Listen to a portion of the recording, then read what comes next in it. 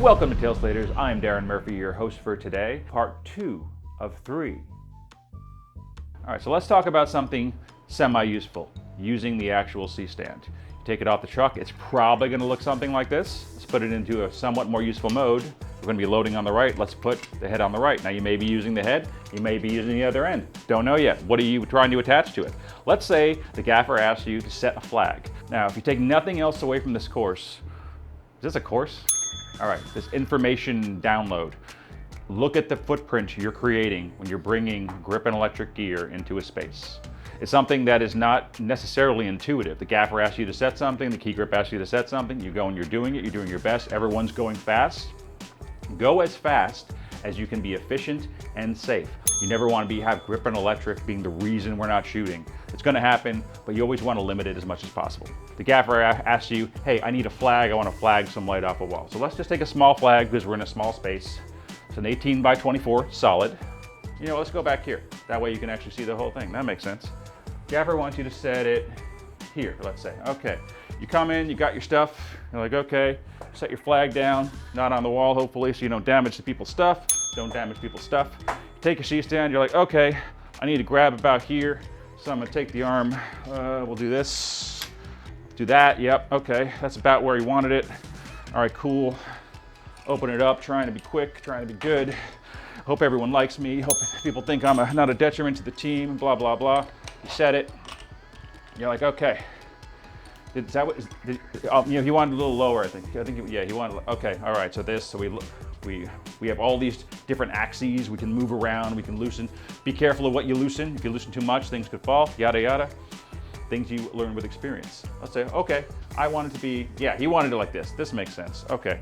And you know, let's tilt it up because we're not allergic to right angles, right? Okay, boom, did it. Get a sandbag, can't see it. Got a sandbag here, put it on the big leg. I got the weight over the big leg. I did a good job. I'm feeling pretty good of myself. Gaffer, a key grip comes up to you and says, what are you doing? Like, why would you choose to do this? This has happened to me in both different ways, especially starting out. And I'm like, oh, I got it. I'll be right back. I know what you mean. I got one of these. In the industry, we call them tennis balls. You could also call them Hulk nads, but no one will think it's funny, and you might get the nickname Hulk nads. Put it there, wow. Now if someone comes along, they bump into it, they're not gonna hurt themselves. Well, you know what, I didn't lock this. That's a pretty beginner tip. Lock everything, that's always a good idea. All right, so, yep, see, now I got the tennis ball there. If someone walks along, bumps into it, they fall, they're not gonna hurt themselves, great, right? Yeah, that's better. And in some situations, you might need to have an arm out in 3D space like this. There might be like a nest of other arms. There might be a camera where you want to put the arm. There could be a reason where this has to happen. It's rare. Usually, you don't need to do this. Right now, what we're doing is called underslinging. That's where the arm is coming down under and it's grabbing something from underneath or to the side, whatever. There's over and there's underslinging. Now, usually there's no reason you can't skinny this up. In other words, have this pointing more up, like this. Let's lock that. Now let's come up with this. And now, oh, we need it a little higher. Okay, I'm in the same 3D space that he wanted it. I'm still doing what he wanted, but it's now no longer out in 3D space, gonna stab someone in the eye, someone's not gonna bump into it, hit their shoulder, talent's not gonna come out. Like, why am I now wearing an eye patch?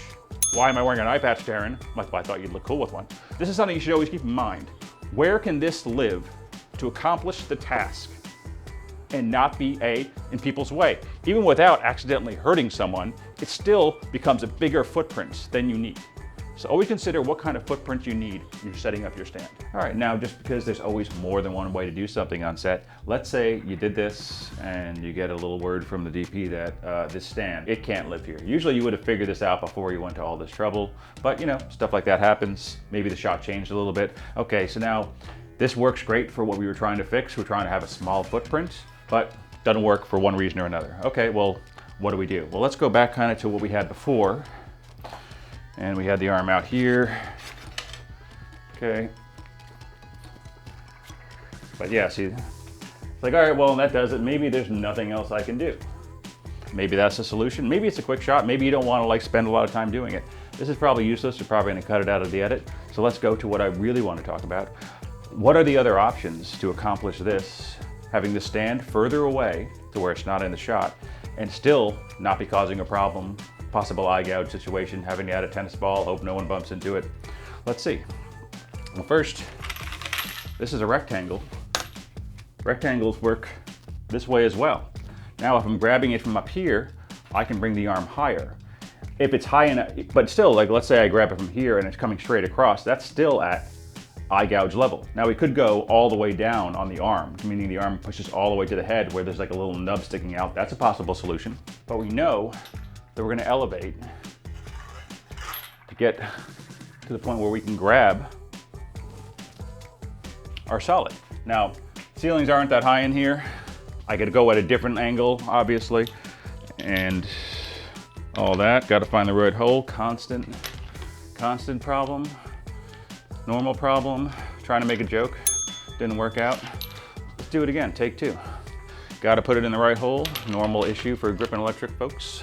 All right, now, because of the ceiling, I couldn't go high enough to where I want to go. Okay, well, let's just real world fix it, because that's what happened.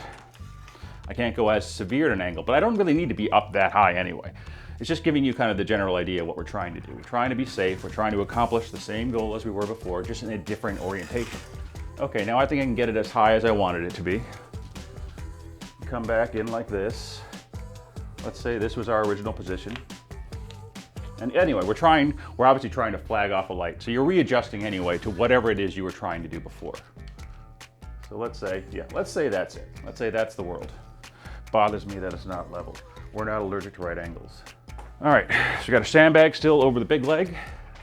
We've moved our stand further away so that hopefully now it's free of camera. There are obviously other solutions to get this where it needs to be if the stand needs to move even further.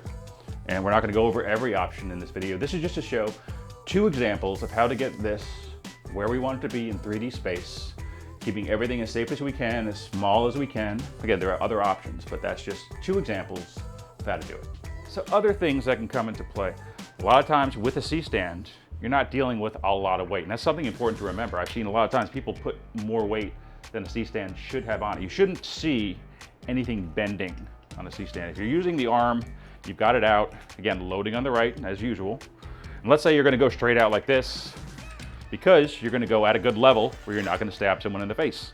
And you need to be arming out. You're trying to stay out of the shot, and you need your fixture or your flag or whatever it is you're putting on the end of this, whether you're using this side or the head side, you need it out that way, but you're not getting quite far enough. It's like, what do I do? A couple things you can do. One is you can use a second arm.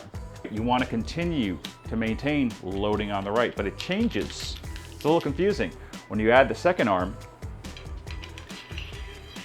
you're facing the other head away, because now this is the action that's turning right. Over here, it's the head. Here you got to think about what way the head is turning.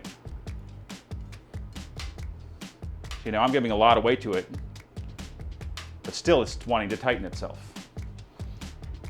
Theoretically, you shouldn't be putting something that heavy on a C-stand arm. So now with a double arm like this, you can see I've given it a little bit of extra reach, like maybe an extra foot and a couple inches, and maybe that gets me where I need to go. Another method you can do is a tighten arm, tighten arm, yeah. Let's do that real quick. It's been a minute. I have not done one of these in a long time, because I honestly, once you get to this point, I usually use a C-boom or something. We're not talking about C-booms in this. We'll talk about that in another video. A tighten arm, you're taking two C-stand arms and you're literally linking them together. But anyway, now you got two arms, and I know I'm getting outside of the frame a little bit, and you got this kind of apparatus happening here. And they're biting each other, so you're basically bracing them so they turn into this. And then this end here goes back, once again, still loading on the right in the main head.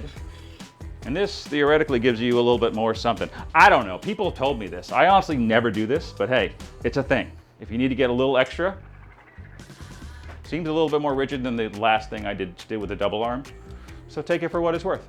Well, thanks very much for joining Tailslaters. Again, I'm Darren Murphy, and our goal here is to show useful exercises in the film.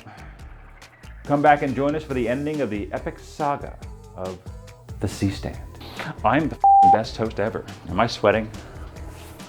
Need to look pretty.